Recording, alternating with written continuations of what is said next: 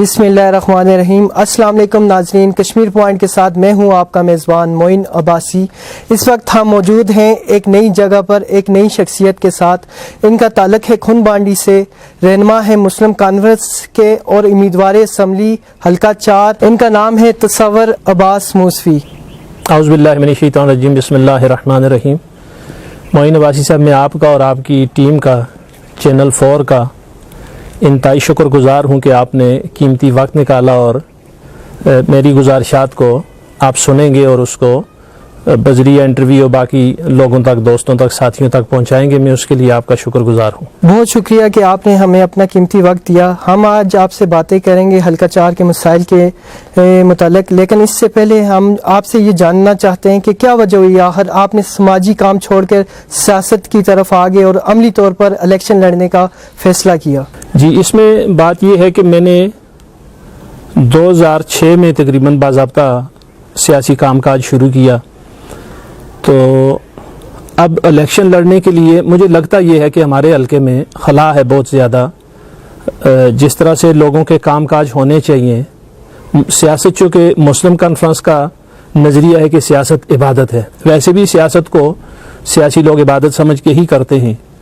یہ لوگوں کے کام کاج کا ایک بہترین ذریعہ ہوتا ہے کہ آپ سیاست کے ذریعے لوگوں کے کام کاج کر سکتے ہیں۔ تو بنیادی مقصد یہ ہے کہ حلقے میں جو خلا ہے اس کو پر کیا جائے۔ یہاں پہ جو برادری کے نام پہ جو سیاست کی جاتی ہے اور مختلف ہتھکنڈے سیاست کے لیے استعمال کیے جاتے ہیں، تو اس سے پاک ایک سیاسی کام کاج کیا جائے اور لوگوں کو ایک نیا سیاسی ماحول دیا جائے جس میں لوگوں کے کام کاج بھی کیے جا سکیں اور لوگوں کے لیے بہتر روزگار کے مواقع پیدا کیے۔ آپ اپنا بتائیں کہ آپ مسلم کانفرنس کے ساتھ آپ کی کب سے وابستگی ہے؟ میں نے جو باضابطہ، ویسے بطور ووٹر تو ووٹ کا اندراج بہت عرصے سے ہے، لیکن باضابطہ سیاسی کام کاج کا آغاز میں نے مسلم کانفرنس سے ہی کیا ہے۔ اور میں اکثر اپنے سیاسی دوستوں کو یہ بھی کہتا ہوں کہ میں بائی چوائس مسلم کانفرنس ہی ہوں۔ بہت سارے دوست ہمارے جو ہیں وہ بائی برتھ، ان کے آباء و اجداد مسلم کانفرنس ہی تھے، تو ہمارا سارا خاندان پیپلز پارٹی کا بنیادی طور پہ میں نے اور میرے باقی فیملی ممبرز نے، ہم نے اپنی چوائس سے مسلم کانفرنس میں شمولیت اختیار کی ہے 2006 میں، اور اس کے بعد الحمدللہ مسلم کانفرنس سے ہی وابستہ ہے۔ مسلم کانفرنس کی کوئی خاص وجہ جو ابھی تک آپ اس جماعت سے وابستہ ہیں؟ میرے خیال میں آزاد کشمیر میں جتنی سلجھی ہوئی، جتنی باصلاحیت اور جتنی بہترین قیادت مسلم کانفرنس کے پاس ہے، وہ آزاد کشمیر میں کسی بھی سیاسی جماعت کو نصیب نہیں ہوئی۔ آپ کہہ رہے ہیں کہ میں امیدوار اسمبلی ہوں حلقہ 4 سے، تو کیا سمجھتے ہیں کہ جماعت آپ کو ٹکٹ دے گی؟ یقینی طور پہ مسلم کانفرنس چونکہ سرمایہ داروں کی جماعت نہیں ہے، مسلم کانفرنس آزاد کشمیر کی واحد جماعت ہے کہ جو کارکنوں کا بہت خیال رکھنے والی جماعت ہے۔ یقینی طور پہ میں مسلم کانفرنس کا کارکن ہوں نظریاتی، اور مجھے یقین ہے کہ جماعت انشاءاللہ ٹکٹ دے گی۔ یہ جو جماعت ہے مسلم کانفرنس یا کوئی بھی جماعت ہے، وہ کس وجہ پر اپنے کارکن کو ٹکٹ دیتی ہے؟ ساری سیاسی جماعتیں کام کاج دیکھتی ہیں، بعض سیاسی جماعتوں کا طریقہ کار مختلف ہے۔ مسلم کانفرنس میں کارکنوں کے کام کاج کو دیکھا جاتا ہے، ان کے ووٹ بینک کو دیکھا جاتا ہے، ان کی صلاحیتوں کو دیکھا جاتا ہے، اس کی بنیاد پہ مسلم کانفرنس میں ٹکٹ دیے جاتے ہیں۔ اگر آپ اس حلقہ سے الیکشن ون کر کے اسمبلی میں پہنچتے ہیں تو آپ حلقہ کے کون سے مسائل ہیں جن کو آپ اجاگر کریں گے اور ترجیح بنیادوں پر حل کروانے کی کوشش کریں گے؟ یہ عباسی صاحب، بنیادی طور پہ یہ جو حلقہ 4 ابھی، یہ چونکہ سارا حلقہ 6 تھا شالا باغ سے لیپا تک، تو ابھی اس کے 2 حلقے ہوئے ہیں جب سے یہ تقسیم ہوا ہے۔ یہ بہت دشوار گزار حلقہ ہے یہ اب بھی، تو یہاں پہ 2-4 چیزیں جو ہیں وہ بہت مشکل ہیں، وہ اس وقت تک کوئی بھی نہیں کر سکا۔ ایک تو اسپتالوں کا نظام ہمارے حلقے میں بالکل نہیں ہے۔ بیماریوں میں جب لوگ مبتلا ہوتے ہیں تو ان کو 6, 8, 10 فٹ پیدل اتر کے پہاڑوں سے نیچے آنا پڑتا ہے، اور یہاں جس وقت وہ آتے ہیں تو یہاں پہ جو BHUs ہیں یا باقی ہاسپٹلس ہیں گاؤں میں کہیں بنے ہوئے، جس طرح کھن بانڈی میں بھی ایک موجود ہے، تو وہاں پہ دوائی کے نام پہ ڈسپرین کی کوئی ٹیبلٹ بھی موجود نہیں ہوتی۔ اس کے بعد بجلی کا جو معاملہ ہے، ہمارے سارے مظفر آباد ڈویژن کے لیے یہ بہت مشکل، اور ہمارے حلقے میں بجلی کا معاملہ جو ہے وہ لوڈ شیڈنگ شیڈول سے ہٹ کے بہت زیادہ کی جاتی ہے، اوور بلنگ کی جاتی ہے۔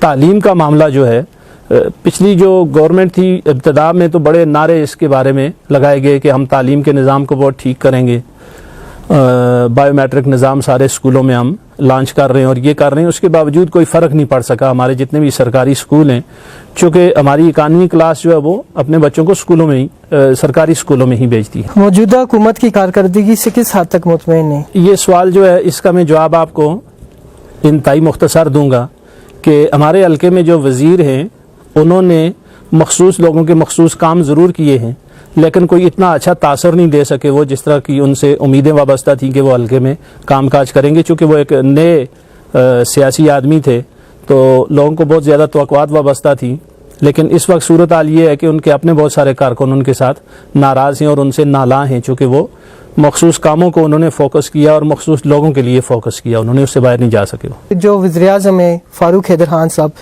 یہ جب آئے تھے اقتدار میں یہ ایک نعرہ لے کر آئے تھے کہ ہم آزاد کشمیر کی قسمت کو بدل کر رکھ دیں گے، لیکن اب جب عوام ان کی کارکردگی دیکھتی ہے تو عوام ان سے مایوس ہے. کیا آپ سمجھتے ہیں کہ یہ اقتدار کی دوڑ میں دوبارہ شامل ہوں گے؟ کیا یہ وزیر اعظم کی کرسی کی دوڑ میں شامل ہوں گے دوبارہ؟ اس میں عباسی صاحب گزارش یہ ہے کہ اقتدار کی کرسی میں تو جو یہاں پہ پارٹیز ہیں ان کے جتنے بھی صدور ہیں وہ ظاہر ہے شامل رہیں گے، لیکن اگر آپ یہ کہیں کہ اقتدار کے اوپر وہ اقتدار تک وہ پہنچ سکتے ہیں تو دلی بہت دور ہے. اب نون لیگ کا اگلا جو 2021 کا الیکشن ہے، آزاد کشمیر میں 2 سے 3 سیٹوں کے اوپر نون لیگ نہیں جائے گی. جس طرح سے انہوں نے یہاں پہ میرٹ کے نام پہ ظلم کیا ہے، لوگوں کا استحصال کیا ہے، ریاست کے وسائل کو انہوں نے بے تاشا بے دردی سے لوٹا ہے، تو اندھیر نگری رہی ہے یہاں پہ. آپ سیاست میں آئے، اس وقت ہم آپ کے آبائی گاؤں میں موجود ہیں. آپ یہ بتائیں کہ سیاست میں آپ کا رول ماڈل کون ہے؟ جی، سیاست میں میرے رول ماڈل یقینی طور پہ مجاہد اول سردار محمد عبدالقیوم خان صاحب ہیں. انہوں نے جس طرح سے دین کو، تقوی کو، سیاست کو آزاد کشمیر کی تاریخ میں رواج دیا ہے، میرے خیال میں ہمارے بر صغیر پاک و ہند میں اتنی قداور کوئی شخصیت نہیں ہے کہ جس نے اپنی زندگی کو تقوی کے ساتھ ساتھ لوگوں کی خدمت کا ذریعہ بنایا. پروگرام تو ہمارا کافی کوئی سیریس ہو گیا، کچھ ہلکی پھلکی مزاح کی بات کر لی جائے اگر آپ سے اجازت ہے؟ جی ضرور. ادب سے لگاؤ ہے؟ جی یقینی طور پہ مختلف شعراء کو، مختلف مصنفین کو میں اکثر پڑھتا رہتا ہوں. کوئی ایک شعر سنا دیں. شعر اس طرح سے زبانی یاد رہنے ذرا مشکل ہوتا ہے. ایک شعر ہے ہندوستان کے ایک جوان شاعر ہیں، ہمارے مسلم شاعر ہیں عمران پرتاپ گری، ان کا شعر ہے، وہ میں بہت دفعہ سنا بھی میں نے اور اس کو میں اکثر جگہوں پہ سنا بھی دیتا ہوں دوستوں کو. ایک ہو جائیے کوئی چارہ نہیں، ظالموں کی حکومت دوبارہ نہیں، سچ کا جگنو اکیلا بہت ہے مگر جھوٹ کا کوئی سورج گوارا نہیں. یہ ان کی ایک پوری لمبی غزل ہے، اس کا یہ حصہ مجھے بہت پسند ہے، اس کو میں اکثر سنتا ہوں. زبردست. اگر آپ سیاست دان نہ ہوتے، سیاست میں نہ ہوتے تو آپ کیا کرتے؟ اگر سیاسی کام کاج نہ کرتا تو یقینی طور پہ میں ایک سماجی ورکر ہوتا، چونکہ لوگوں کی خدمت کا جذبہ جو ہے وہ میرے اندر موجود ہے. میں یہ سمجھتا ہوں کہ بلکہ میں اکثر دوستوں میں جو بات کہتا ہوں کہ ہمارا جو نماز روزہ ہے، ہم جو عبادات کرتے ہیں، ان کا تعلق ڈائریکٹ اللہ تعالیٰ کی ذات سے ہے، اور علماء نے بھی یہی کہا ہے کہ ان چیزوں کو اگر اللہ تعالیٰ معاف کرے تو وہ غفور الرحیم ہے، معاف کر سکتا ہے. تو انسانوں کے حقوق جو ہے وہ معاف نہیں کیے جا سکتے. معاشرے میں چونکہ ہم معاشرتی جانور ہیں، ہم ایک دوسرے کے کام آنے کے لیے ہمیں اللہ تعالیٰ نے پیدا کیا ہے، اور بہترین مخلوق انسان کو پیدا کیا ہے، تو ہم افضل اسی لیے. وہ اس کے متعلقہ ایک علامہ اقبال کا شعر ہے، مجھے بہت پسند ہے، میں وہ ضرور آپ کو. علامہ اقبال فرماتے ہیں کہ میں مسجود ملائک ہوں، مجھے انسان رہنے دو، فرشتہ مجھ کو کہنے سے میری تحقیر ہوتی ہے. یہ انسان کی جو فضیلت ہے. تو سماجی کام کاج کا یقینی طور پہ میرے اندر جذبہ موجود ہے. یہ جو پاکستان میں پی ڈی ایم کے جلسے ہو رہے ہیں، روڈوں پہ آ رہے ہیں، مریم صاحبہ بھی آ رہی ہیں، تو کیا سمجھتے ہیں کہ الیکشن میں پاکستان کے جو جلسے ہیں اس کا کیا اثر پڑے گا آئندہ الیکشن میں؟ اس کا کوئی اتنا خاص اثر نہیں پڑنا. آپ غیر ریاستی جماعتوں پر تنقید کر رہے ہیں. جو ریاست کی جماعت ہے مسلم کانفرنس، 40 سال تک اس جماعت نے آزاد کشمیر پر حکومت کی، تو آخر کیا وجہ ہوئی کہ یہ جماعت فوراً سے ٹوٹ پھوٹ کا شکار ہوگی؟ تفصیلی جواب بنتا ہے. میں مختصراً آپ کو یہ گزارش کروں کہ پاکستان کے بعد ناعاقبت اندیش سیاسی کھڑپینچوں نے جس وقت یہ محسوس کیا کہ ہم آزاد کشمیر کے جغرافیے کو تبدیل کریں گے، تو اس میں ہمیں مزاحمت جو ہے وہ مسلم کانفرنس کرے گی، مسلم کانفرنس کی قیادت کرے گی. جس طرح ابھی جی بی کو صوبہ بنانے کے لیے جی بی کے الیکشن سے پہلے بات ہوئی کہ ان کو آئینی صوبہ بنا رہے ہیں اور یہ کر رہے ہیں، تو پورے آزاد کشمیر سے صرف ایک ہی آواز تھی اور بہت توانا آواز تھی قائد مسلم کانفرنس جناب سردار عتیق احمد خان صاحب کی. انہوں نے اس کے اوپر سٹینڈ کیا اور انہوں نے کہا کہ ہم ریزسٹ کریں گے، ہم اس طرح کا کچھ بھی نہیں ہونے دیں گے، ہم آزاد کشمیر کا جو جغرافیہ ہے اس کو تبدیل کرنے کی اجازت نہیں دیں گے.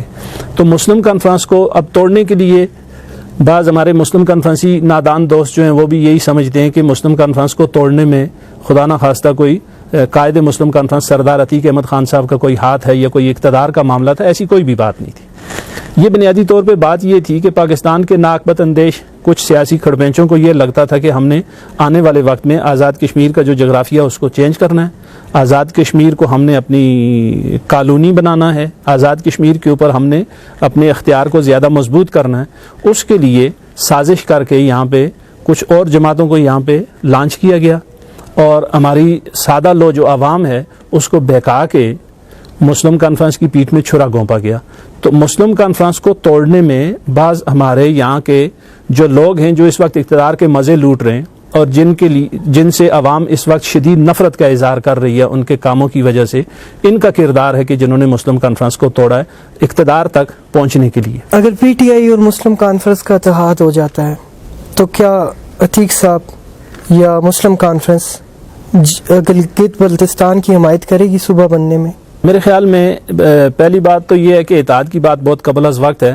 اگر اتحاد ہو بھی جائے تو مسلم کانفرنس آزاد کشمیر میں آنے والے الیکشن کے معاملے میں پی ٹی آئی کے ساتھ اتحاد کی کوئی بات ہوگی، ایسا کچھ بھی نہیں ہو سکتا. میرا جو خیال ہے، میرا جو تجربہ ہے مسلم کانفرنس کی قیادت کے بارے میں، جو مجھے سمجھ ہے وہ یہ ہے کہ مسلم کانفرنس کی قیادت کبھی بھی اپنے نظریات پہ، اپنی سوچ پہ کبھی بھی کوئی کمپرومائز نہیں کرتی. اگر مسلم کانفرنس کمپرومائز کر کے چلتی تو آج مسلم کانفرنس کو اتنا کمزور نہ کیا جا سکتا. مسلم کانفرنس کی قیادت جو ہے وہ ناجائز باتوں کو کبھی بھی نہیں مانتی. آزاد کشمیر میں آئندہ جو الیکشن ہونے جا رہے ہیں، کیا سمجھ رہے ہیں کہ آزاد کشمیر میں کس کی حکومت بنے گی؟